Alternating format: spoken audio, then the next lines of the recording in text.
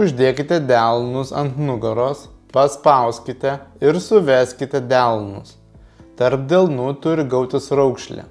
Dabar spauskite ir tolkite į skirtingas puses.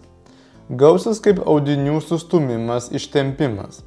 Šį metodą pats naudoju retai, bet išmėginti jį tikrai galite. Paklauskite žmogaus, ar jis jaučia, kad audiniai yra tempiami į skirtingas puses. Jis gali atsakyti, kad arba nieko nejaučia, arba jaučia tik tais jūsų rankų spaudimą. Jei taip nutiks, neišsigąskite tokio atsakymo. Padarykite dar porą šių judesių ir pereikite prie kito metodo.